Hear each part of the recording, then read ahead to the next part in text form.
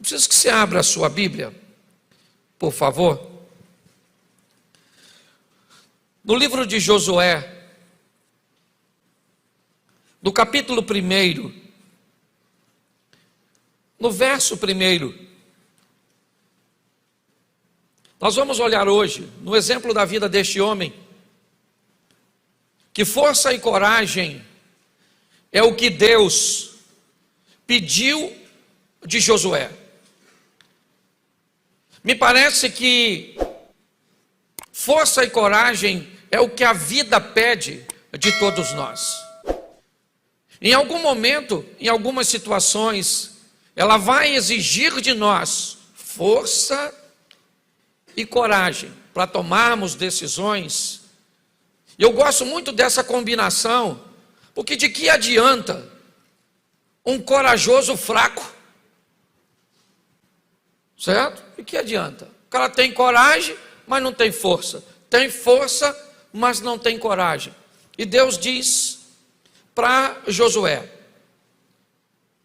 você precisa, para desempenhar sua função, para lidar com a vida, com as demandas, com as intempéries que você vai enfrentar ao longo da sua caminhada, de duas coisas: força e coragem. É isso. Eu não sei para você, mas para mim a vida pede isso todos os dias: força e coragem para prosseguir nessa caminhada. É importante nós olharmos e, antes de lermos o texto, lembrarmos de um menino tirado das águas, treinado para ser um faraó no Egito. Ele então mata um egípcio para defender um irmão e é obrigado a fugir para o deserto, onde se torna pastor de ovelhas e recebe a comissão de voltar ao Egito para liderar a saída daquele povo. Com certeza, Moisés é um dos maiores, se não, o maior líder que a Bíblia nos mostra como exemplo. Mas pastor, o senhor disse que vai falar de Josué e está falando de Moisés? É exatamente isso. Eu quero que vocês entendam em que ambiente esse moço foi treinado, em que ambiente ele se espelhou. É importante olharmos e reconhecermos que no primeiro livro dos Reis, no capítulo 2, no verso 2, Davi chama seu filho Salomão e diz: Salomão, eu vou pelo caminho de todos os homens, ou vou pelo caminho da vida.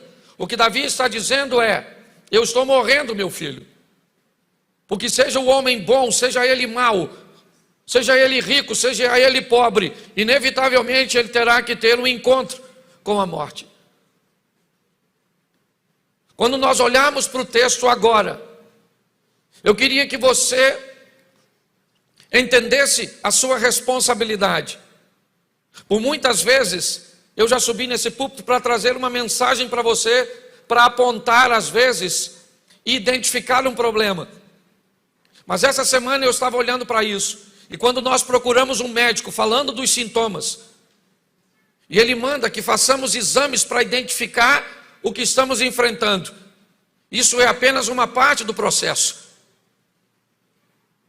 A próxima parte é o que o médico vai me orientar que eu devo fazer para me livrar daquele problema. Hoje eu quero conversar com vocês, porque assim como uma universidade, um colégio, é reconhecido pelas notas de seus alunos, pelo desempenho e pela performance que aqueles alunos conseguem desempenhar nas provas, nos concursos públicos, eu acredito também que uma igreja pode ser vista pelo comportamento, pela performance de seus membros. Oferecer a vocês a oportunidade, não apenas de apontar um problema, de apontar um comportamento, mas dar uma direção, estabelecer, uma rota onde você consiga alcançar os propósitos para vencer. É muito importante. Moisés está morto, Assim como Paulo, Pedro ou qualquer outro que você admire. Porque o tempo deles já passou. O tempo agora é o nosso. Chegou a nossa vez de termos a oportunidade de vivermos o incrível, o sensacional. E vamos ver como Deus vai lidar com Josué. E como Josué vai lidar com a história da sua vida. Dificilmente você vai enfrentar ou vai olhar para um homem que enfrentou tantas batalhas, tantas adversidades. O texto diz que ao longo da caminhada de Josué, ele venceu 31 batalhas registradas, 31 reis. A vida daquele homem foi uma vida de batalha, de luta. Enquanto Moisés é um negociador, um estadista, que entra no ambiente egípcio para libertar o povo. Josué é um general, um comandante, um homem de guerra, de batalha. Eu acho que vale muito a pena olharmos o exemplo dele. Porque estamos em meio a essas guerras diárias. Hoje não tem leão, hoje não tem urso, não tem gigantes. Mas nós vemos todos os dias os problemas se levantarem contra a nossa casa, contra a nossa família, contra a nossa saúde, contra a nossa fé. O texto diz assim: e sucedeu, depois da morte de Moisés, servo do Senhor, que o Senhor falou a Josué, filho de Num, servo de Moisés, dizendo: Moisés, meu servo, é morto. Levanta-te, pois, agora e passa esse Jordão, tu e todo este povo, a terra que eu dou aos filhos de Israel. Todo lugar que pisar a planta do vosso pé, eu tenho dado, como eu disse a Moisés, desde o deserto e deste Líbano até o rio, ou o grande rio, o rio Eufrates. Toda a terra dos heteus, até o grande mar, para o poente do sol, será o vosso termo. Feche os seus olhos um minutinho. Senhor nosso Deus e Pai, em nome de Jesus, eis aqui a Tua palavra, e continue falando conosco. Usa-me como um canal de bênção, pelo poder do nome de Jesus. Amém. Glória a Deus. Amém? Pois é. A primeira coisa que eu quero expor a você é a necessidade de que você coloque em prática aquilo que você vai receber aqui. Porque inevitavelmente é isso que vai estabelecer o nome da igreja que você faz parte, o nome do Deus que você serve, a consolidação de sua família e de tantas outras coisas que você planeja ter êxito durante a sua caminhada. Quando nós olhamos para a maneira que Deus vai conversar com Josué, ela é muito interessante. Porque em momento nenhum, aqui, Deus chama Josué de seu servo. Deus chama Josué e diz: o meu servo Moisés é morto. E assim como eu fui com Moisés, meu servo, eu serei com você, Josué, servo de Moisés. É importante olharmos a maneira que Deus está conversando com Josué. Me parece que Deus está dizendo para Josué: chegou a hora de eu levar você para outro nível. Até o presente momento, você era um mero espectador, um coadjuvante, alguém que via as minhas orientações serem dadas a Moisés, porque Moisés era meu servo, e meu servo Moisés era morto, e você até esse momento era servo de Moisés, mas agora você vai ser meu servo. O que Deus está dizendo para Josué é algo muito especial.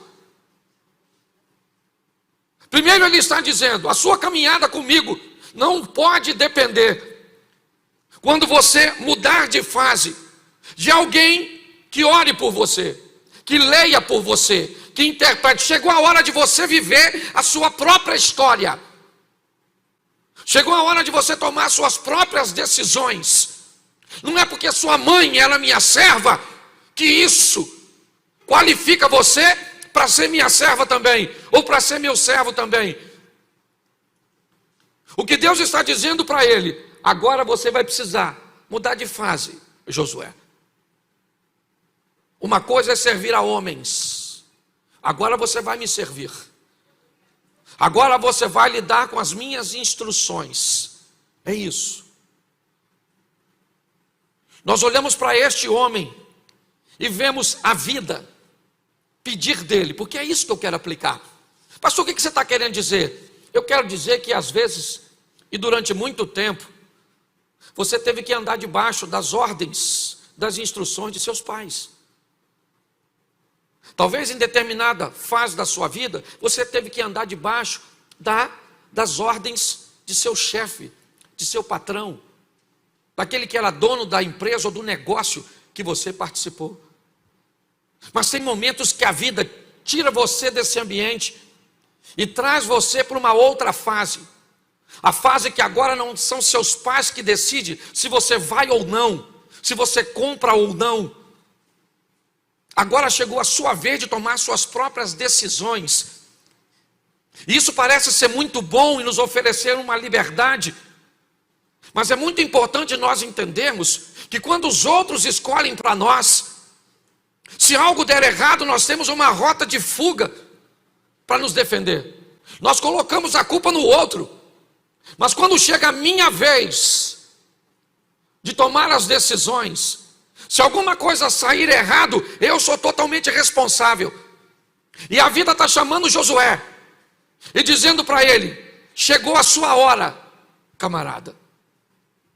Chegou a sua hora de arcar com suas responsabilidades, de ser responsável por suas escolhas, de entender que você escolhe o que fala para sua esposa, você que escolhe que maneira você vai treinar seu filho, que maneira você vai gastar seu dinheiro, quantas vezes você vai resolver vir ao culto, o que você compra, o que você não compra. A vida chama Josué e diz: agora você vai precisar de força e coragem. Força e coragem para fazer o que precisa. Força e coragem para dizer não para aquilo que é ruim para você e pode te causar dano. Porque agora a responsabilidade é totalmente sua. Antes você estava na sombra de Moisés. Quem decidiu quem ia espiar foi Moisés, e você foi um dos espias. Mas agora chegou a sua vez de enviar espias.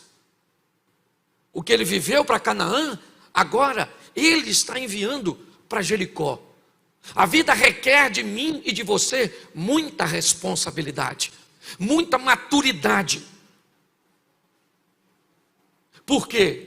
Porque nós gostamos muito de culpar o diabo, de culpar o governo, de culpar fulano, de culpar ciclano. Eu já cheguei à conclusão que quando a culpa é minha, eu coloco em quem eu quero.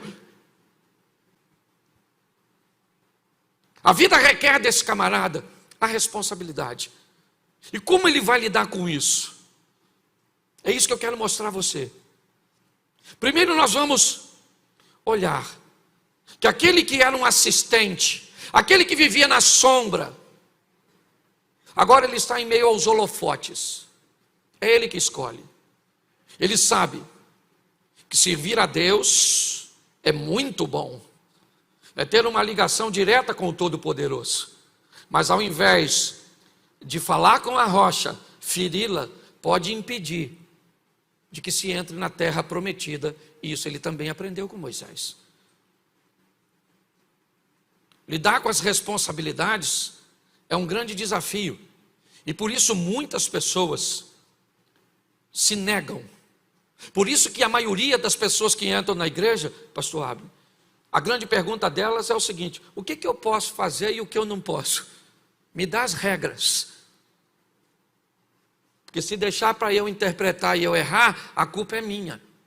Então eu fico com a interpretação dos outros. As pessoas têm medo de lidar com responsabilidade. Está aí porque que as pessoas não querem se casar. Está aí porque as pessoas não querem ter filhos. Porque tudo isso pede de si mesmo muita responsabilidade. Um erro pode ser catastrófico.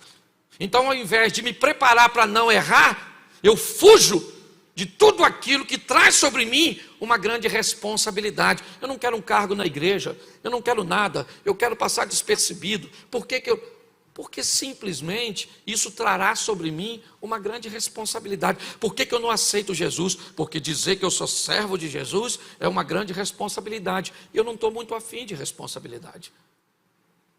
A vida vai requerer de você e de mim, quer você goste ou não, as suas responsabilidades. Ou você pode se tornar um Peter Pan, tendo um caso com a Sininho na terra do nunca, porque não quer crescer. Ou você assume logo que a vida requer de você maturidade e começa a pautar suas decisões e escolhas na palavra de Deus, para que você viva o que Deus tem para você. Para que quando as pessoas olhem para você, ela diga: caramba, olha que família, olha a caminhada de fé dessa pessoa. É muito engraçado, às vezes nós olhamos e dizemos: não olha para mim porque eu sou falho, olha para Jesus. Eu nunca vi Jesus. O apóstolo Paulo diz: olha para mim e sede meus imitadores como eu sou de Cristo. Está na hora de chamarmos a responsabilidade para nós. É assim que funciona. Quando olhamos agora para esse moço, Moisés foi embora e Deus diz: eu vou ser com você como fui com Moisés. O lugar que você botar a planta do vosso pé eu tenho dado por herança. Nós só temos uma condição para tudo isso dar certo: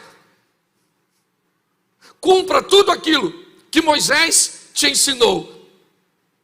Receba todas as instruções e as pratique, que nosso relacionamento vai ser muito bom. Tenha o cuidado de fazer conforme tudo quanto Moisés lhe ensinou. E nós vamos nos dar muito bem, porque agora a escolha é do Josué.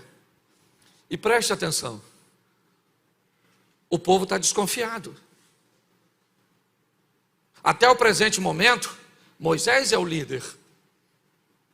O primeiro líder que eles têm, depois do faraó do Egito. E agora Moisés é morto. E Josué sai da sombra.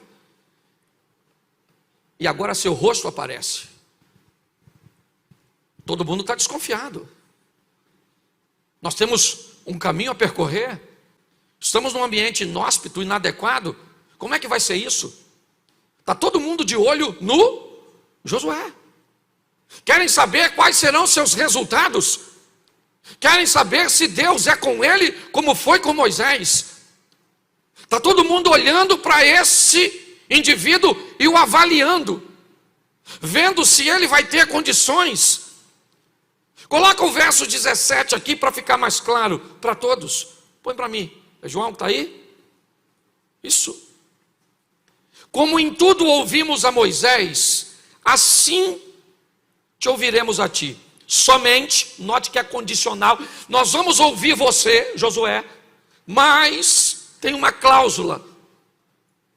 Nós vamos te ouvir tão somente que o Senhor teu Deus seja contigo, como ele foi com Moisés. Verso 18: todo homem que for rebelde à tua boca e não ouvir as tuas palavras em tudo quanto lhe mandares, morrerá.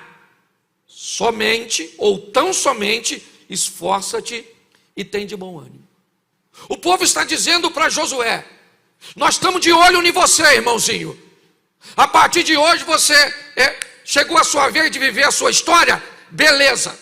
Você está dizendo agora que está andando com Deus, Moisés foi embora e é você agora. Então vou logo te avisando que nós vamos te obedecer, e quem não te obedecer, morre. Mas o texto deixa nas entrelinhas que se Deus não for com ele, se ele for um líder que não convém e coloque o povo em perigo, ele morre. Olhe bem, a postura agora é dizer: está todo mundo de olho em você, Josué. E essa é uma responsabilidade que nós não queremos.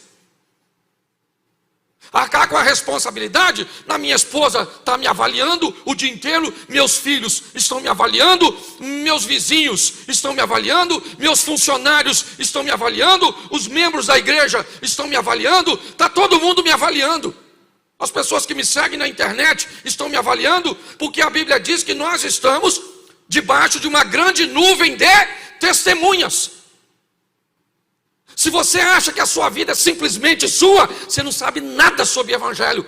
Segundo o Evangelho, você é luz e você é sal. Nossa vida está totalmente entrelaçada com a vida dos outros. Mas exige de nós agora alto nível de responsabilidade, força e coragem para tomar decisões, sejam elas favoráveis a mim ou desfavoráveis a mim.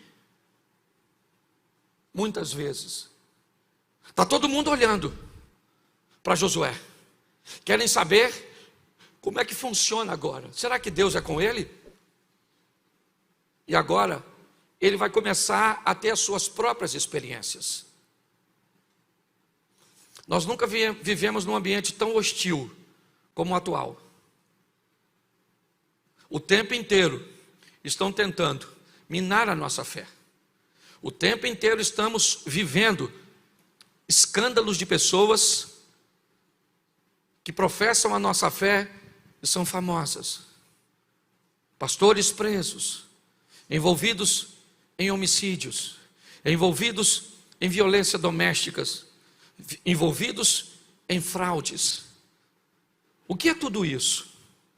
Isso é um ambiente que tem o propósito de apagar a nossa fé.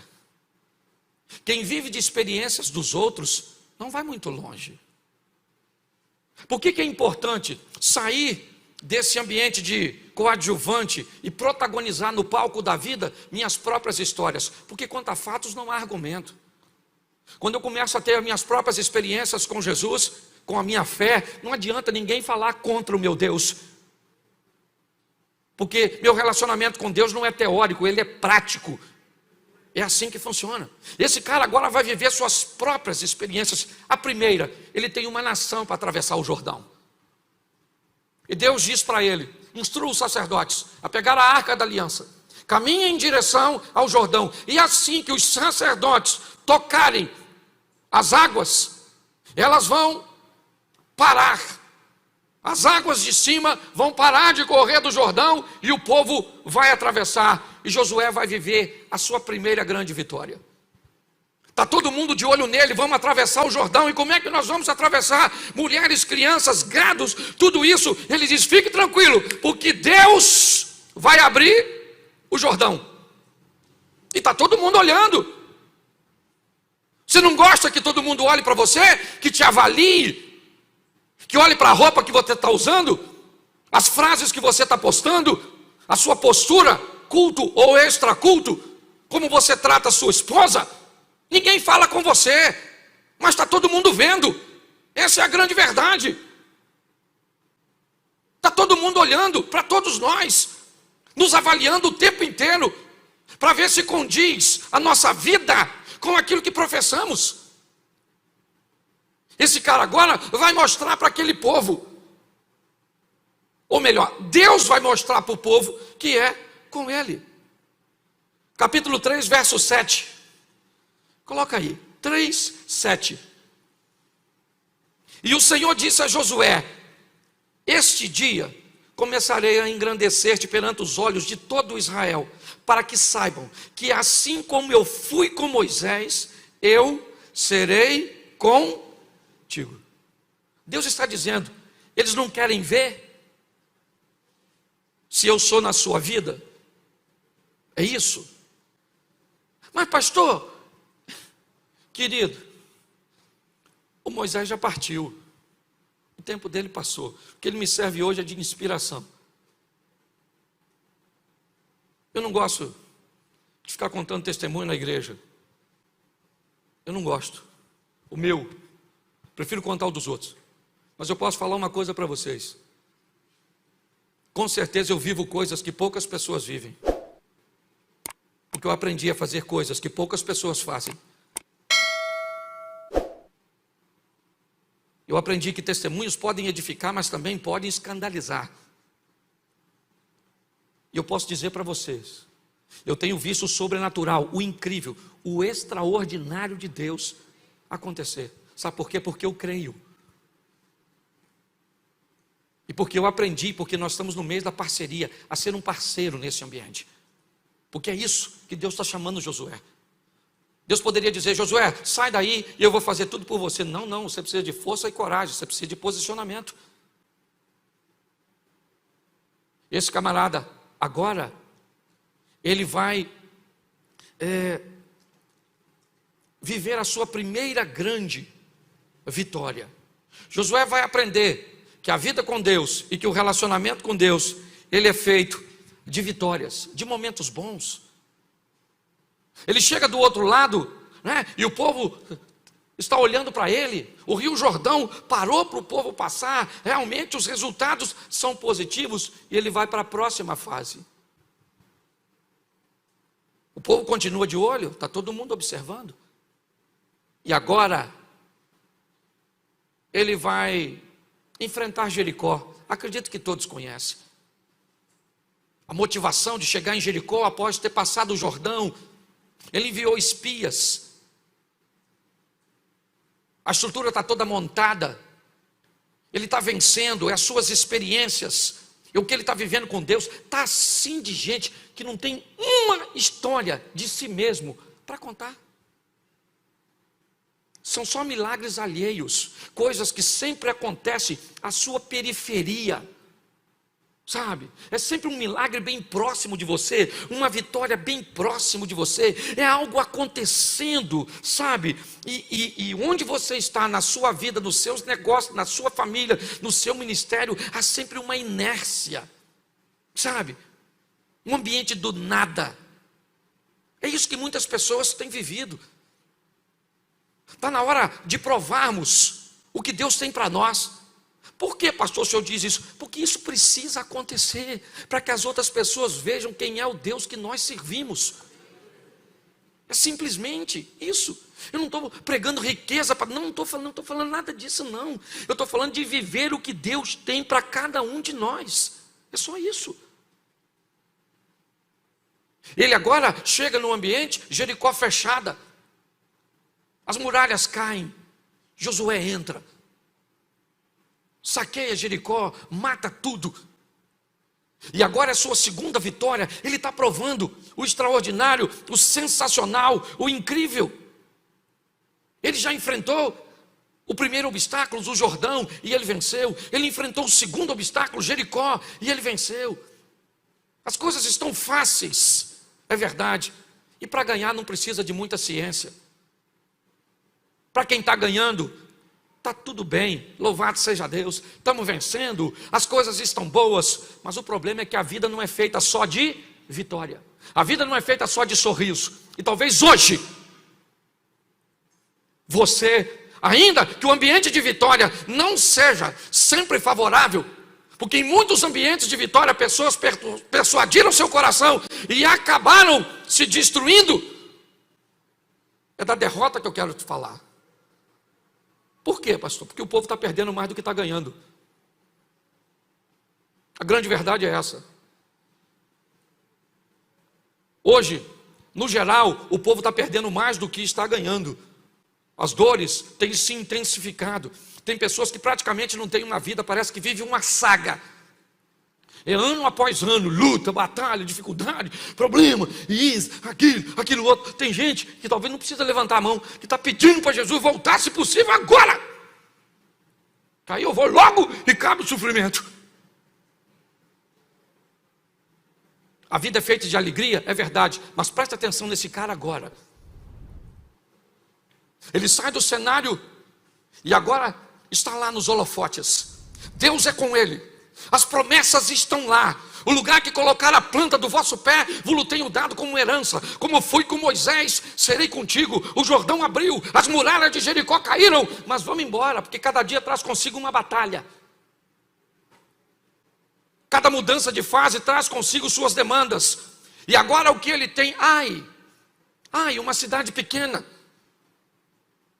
Não oferece muita resistência. O povo está todo firmado, acabaram de vencer Jericó, os despojos de valores foram levados para o tesouro do Senhor. A notícia está percorrendo, o povo tem um grande líder, apesar da saída de Moisés. Josué está lá, está dando conta do recado. O Jordão abriu, Jericó caiu, então vamos embora. Mas agora diante de Ai. Capítulo 7, verso 5. 5. E os homens de Ai feriram deles alguns 36. Seguiram-nos desde a porta até Sebarim e feriram-nos na descida. E o coração do povo se derreteu e se tornou como água. Presta atenção que o cara que estava ganhando agora que vai perder. Primeira derrota do Josué. E uma derrota feia. Feia. Ridícula, para dizer a verdade. Ele perde uma batalha que não tinha como perder. Estava tudo ganho. Ele manda espias como sempre. Os espias trazem a notícia: Josué, não mande todo o povo. O arraial é pequeno, a resistência é praticamente nenhuma. Mande uns 2 ou 3 mil soldados e eles resolvem os problemas. E Josué então faz conforme os conselhos, segue o padrão. A sabedoria está na multidão de conselhos. Ele não toma decisão sozinho, mas ele vai aprender agora, na sua terceira batalha, que ele só vence e só faz o que faz por uma questão muito simples: porque Deus é com ele. Na batalha contra Ai ele perde. Ele volta e começa a dizer para Deus: primeira batalha, o cara está ganhando. Basta perder na primeira vez. Senhor, podia ter nos deixado do outro lado. Por que o Senhor nos trouxe para cá? E agora as nações vizinhas vão dizer o quê? Vão fazer uma coalizão, vão vir contra nós, igualzinho a nós. Basta uma perda, algo sair como não planejamos. Basta um sentimento que já fizemos algum tipo de esforço e não conseguimos superar e pronto. Na mensagem de hoje eu preciso que você entenda uma coisa. Você não precisa de muita força nem muita coragem para gerenciar a vitória, mas vai precisar de muita para vencer as dores, as perdas e as crises. Agora esse camarada enfrenta sua primeira derrota. Ela é dura, ela é humilhante, sabe? Ele perde para um lugarejo fraquíssimo, mas ele aprende e me ensina nesta passagem que a vida também é feita de derrotas. Mas o que eu quero ver com você nesses 15 minutos é o que esse cara faz quando ele perde. É isso que eu peguei para aplicar na minha vida. Ele perdeu a batalha, perdeu, mas ele estava ganhando até ontem, mas hoje não está. E ele descobre que a vida também é feita de dores, de perdas, de crises e de problemas. Mas o que eu faço quando eu perco? Que quando eu ganho eu sei o que eu faço. É só fazer uma festinha, uma celebração, é só comemorar que eu estou ganhando. Mas e aí, mano? E quando você tem uma briga no casamento daquelas feias? E quando você tem uma conta daquela impagável? E quando você tem uma doença daquela incurável? E quando você tem um desânimo na fé, daquele jeito que parece que o pecado se instaurou na sua vida? Como é que eu procedo no momento de adversidade? Eu acho que vale a pena usar o exemplo desse moço. Capítulo 7, verso 6, diz assim: Então Josué rasgou as suas vestes, se prostrou em terra sobre o seu rosto perante a arca do Senhor até a tarde. Ele e os anciãos de Israel deitaram pó sobre as suas cabeças, né? E Josué disse: Senhor, por que com efeito fizeste passar este povo o Jordão? Preste atenção. A primeira coisa que Josué faz é ir falar com Deus. E a primeira coisa que ele quer saber é o seguinte: por que é que eu estou vivendo tudo isso? Por que é? Por que é que eu estou endividado? Por que é que meus filhos estão desse jeito?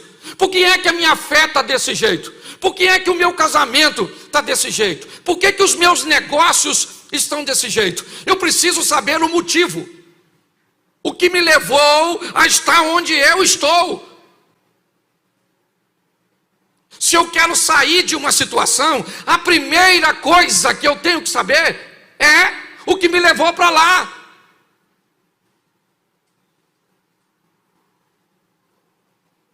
O que me levou para lá?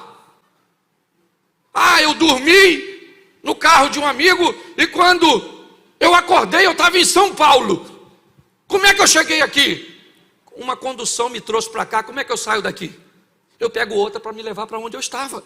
Apocalipse, lembra de onde caíste, se arrepende e volta a praticar as primeiras obras. É o texto, a carta a Éfeso.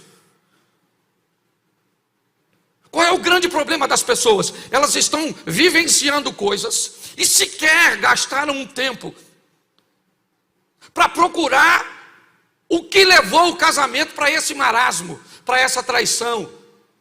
O que levou a sua estrutura familiar para esse caos que ela está? O que foi? Foi negligência, foi ignorância, foi traição, foi falta de dinheiro. O que foi? O que foi que fez você lidar com Deus com esse relacionamento, ou nós lidarmos com Deus com esse relacionamento à distância de um Deus que está tão longe? O que fez você pegar verdades que já foram concretas na sua vida a respeito de Deus e relativizar como se relativiza hoje? Primeira coisa que Josué faz é perguntar a Deus: o que aconteceu? Por que é que nós estamos vivendo tudo isso? E Deus diz para ele: você quer saber? Então eu vou falar para vocês. Vocês estão vivendo tudo isso porque tem maldição no meio de vocês, porque tem desobediência no meio de vocês. É por causa, e vou avisando a você, Josué, enquanto você não corrigir isso, você não vence mais ninguém, porque a sua vitória está em mim. Se nós queremos mudar de vida, gente, em qualquer área que seja, nós precisamos de uma coisa: colocar Deus em primeiro lugar.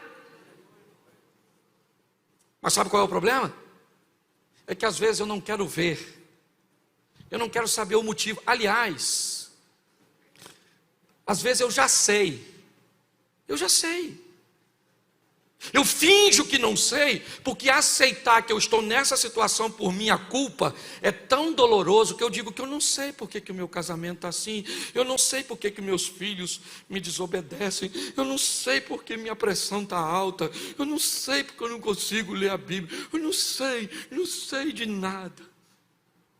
Sabe sim, nós sabemos muitas vezes, mas dizemos que não sabemos porque, se reconhecermos isso, vai nos doer mais. Esse camarada perguntou, igual Davi. Lembra quando Davi estava lá chorando porque o filho dele estava doente? Ele olha para a porta e vê o pessoal cochichando porque o garoto morreu. Ninguém quer falar para Davi que o garoto morreu, porque Davi é brabo para caramba. O cara que contou que Jonatas morreu, alguém vai contar? Ficou um olhando para o outro, o menino dele morreu, né? Quem fala para ele? Falou: eu falo não. Davi levantou a cabeça e perguntou para os homens que estavam na porta assim: meu filho morreu, é isso? Os homens disseram: já que o senhor perguntou, morreu. Mas só falando porque o senhor perguntou. A última coisa que ele gostaria de ouvir é morreu, mas ele não teve medo de perguntar. Você tem um problema? Está enfrentando um? Não tenha medo dele. Deus é contigo. A vara e o cajado do Senhor está do teu lado. Agora não faz vista grossa para seu problema não, porque ele vai se potencializar e vai destruir suas finanças, seus negócios, sua família e sua fé. Primeiro passo desse cara é o seguinte: eu estava ganhando até ontem, hoje eu não estou. E por que é que eu não estou? Porque tem um problema. E tem gente que é habilidoso para identificar o problema. 7:25, coloca aí. Capítulo 7, verso 25. Oi? Acharam que era a hora? E disse Josué: por que nos turbaste? O Senhor te turbará a ti neste dia. E todo Israel, repita comigo, o apedrejou. O apedrejou. E agora diz assim: e os queimaram a fogo, e os apedrejaram com pedras. Escute só. Ele descobriu que sabe o que levou eles para lá? Um tal de Acã, um maluco lá que, depois você lê que eu não sou obrigado a ler tudo. Ele apanhou os troços escondidos e escondeu embaixo da tenda. E agora Josué já sabe onde está. E eu acho maior barato quando alguém me diz assim: pastor, eu sei que eu estou errado. É lindo. Ah, é lindo que você já sabe. A minha pergunta é: você vai consertar? Não, pastor, porque eu não consigo. Então continua vindo no culto, para ver se uma hora você consegue. Porque tem gente que vem e ouve a palavra de vida eterna, as palavras de mudança. Aliás, hoje está até ruim da gente pregar desse jeito. Porque hoje o membro da igreja virou um cliente. É ou não é? E o cliente tem sempre: não vem falar do meu pecado, que eu não dizimo mais. Vou para outra igreja. Fica me acusando. Não estou acusando ninguém, não. Só estou dizendo para você uma verdade. Sabe o que? Não me pergunte por que eu não sei explicar. O Acã, fala assim, o Acã, a mulher do Acã, os irmãos do Acã, os filhos do Acã, os Acã, tudo. Josué pegou, botou tudo lá de fora e falou: aí gente, sabe por que nós estamos nessa treta? Por causa do Acã, esse infeliz, pegou umas coisas aqui, Deus vazou, deixou nós sozinhos, perdemos essa batalha. E agora, o que nós vamos fazer? Matar o Acã, lógico. E os filhos do Acã morrem também, porque é Acãzinho. Lembra das raposinhas? Se você não matar enquanto está pequeno, o infeliz cresce. É a história do mineiro que foi atropelado pelo um trem, lembra? Foi atropelado pelo um trem, ficou em tratamento muitos anos, nunca tinha visto trem na vida. Foi para a linha do trem que passou na terra dele, com a foice na mão, e falou: a hora que esse infeliz passar aqui, eu meto a foice nele. Era uma curva, o trem passou, pegou o infeliz pelo meio e jogou longe. Depois de muito tempo de recuperação, ele já andando um pouco, saiu para passear na frente do corpo, passou numa loja de brinquedos, veio um ferrorama. Pegou um pedaço de pau e bateu, quebrou o ferrorama todo. O dono da loja falou: o que foi? Ele falou: isso é mansinho enquanto é pequeno. Quando isso cresce, isso vira um monstro. Se você não resolver problema enquanto está pequeno, meu filho, ele vai crescer e vai pegar você. Não fica brincando com o problema, não. Entendeu? Está ali, está lá num problema no casamento, aí passa lá, tem um homem bonitão, olhou para a senhora, falou: nossa, a senhora está maneira. Nunca mais passa lá. Porque você entende o que eu estou falando? Está tudo lá. O que nós vamos fazer? Vamos tacar pedra e matar tudo. Tacar o pé, tacar o fogo. Vê isso aqui. Parece negócio de Morro do Alemão. Tacou a pedra, tacou fogo, queimaram. Isso parece. Não é? Um texto totalmente atualizado. Por quê, querido? Porque ele me ensina uma coisa: primeiro eu identifico o problema, depois eu elimino. Elimina. Não brinca com o problema não, meu filho. Ele cresce e pega você. Você quer mudar de vida? Descubra o que é. Preguiça. Pastor, nossa, pego a Bíblia assim, dá um sono. Sabe, sim, se minha vista escurece. Isso é o Satanás. Deve ser alguém. Aí eu não consigo ler. Embola minhas vistas, sabe? O WhatsApp eu leio. O WhatsApp eu leio, nem sono dá, eu fico lendo, menino, perco assim. Ainda tem esse negócio de TikTok? Tem essas porcaria tudo assim, isso aí eu vejo. Olha. Que beleza. E a Bíblia dá um sono, oh meu Deus do céu. E aqui nossa, que é isso? Ô gente, se eu sei o que me atrapalha, eu resolvo. Posso ouvir um amém da igreja? Amém. Isso. E terceiro, para me terminar, esse primeiro culto é corridinho, e você queria rir hoje no culto, porque eu cheguei de viagem, estou chateado, cansado e vim para dar uma pancada em mim mesmo e em toda a igreja. Outro dia você vem aqui que eu faço cosquinha em você, você vai rir pra caramba. Tá certo? Josué capítulo 8, verso 3. Então Josué levantou-se e toda a gente de guerra para subir contra Ai. Escolheu Josué 30.000 homens valentes e valorosos e enviou de noite. Note que ele está nervoso. Primeira vez ele mandou quantos? Para ver se você estava prestando atenção. Quantos? Pois é, agora ele mandou quantos? 30.000. 10 vezes mais isso aí. Ele falou, ah é? Mas eu já matei o Acã, que dane-se. O Acã está morto, mas vamos com força total. Porque você quer prosseguir na vida, meu filho, reúna as forças que você tem e marche de volta, enfrente o seu problema, porque Deus vai te dar vitória. Não se acovarda não. Força e coragem, para quê? Primeiro para descobrir onde o problema está. O cara falou assim pro conselheiro, eu não estou conseguindo comunicar com a minha mulher, ela está surda, e eu já estou ficando bravo, o que eu faço? O cara sábio disse assim, o senhor faz o seguinte, o senhor fala com ela uma distância, se ela não escutar, você chega mais perto, fala de novo, se ela não escutar, você chega mais perto e fala de novo, e aí você vai descobrir a distância que ela está escutando, você passa a falar daquela distância, e a comunicação fica boa. Ele falou, maneiro. Aí perguntou a mulher, querida, o jantar está pronto? Nada da mulher falar. Ele falou, essa miserável não escuta nessa distância não. Aí aproximou mais um pouquinho, 3 passos. Falou, querida, o jantar está pronto? Nada. Ele falou, meu Deus, você é quase surdo de tudo.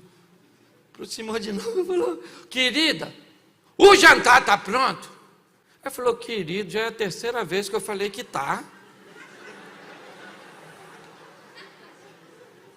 O surdo, hoje você está rindo de tudo, pelo menos para terminar. Difícil de olhar um problema é porque às vezes ele está em nós. E quando você encontrar o problema, não brinque com ele. Problema, você não arranca os dentes, que ele corre atrás de você banguelo. O problema, você não raspa a cabeça dele, que ele corre atrás de você careca. Problema, você mata ele, faz igual Davi, corta o pescoço, a cabeça. E o que você faz depois? Tenta de novo com força total. Esse casamento da senhora aí, nossa, esse homem é ruim, mas é seu. Essa mulher é esquisita, mas é uma opção sua. Esse filho seu é a mistura entre você e sua mulher que não deu certo. Pegou os 2 DNA. Isso virou um monstro, um alien versus predador. Reúne suas forças e vai para cima com seus negócios, vai para cima com seu casamento, vai para cima com Deus, porque Deus vai te dar vitória. Posso ouvir um amém?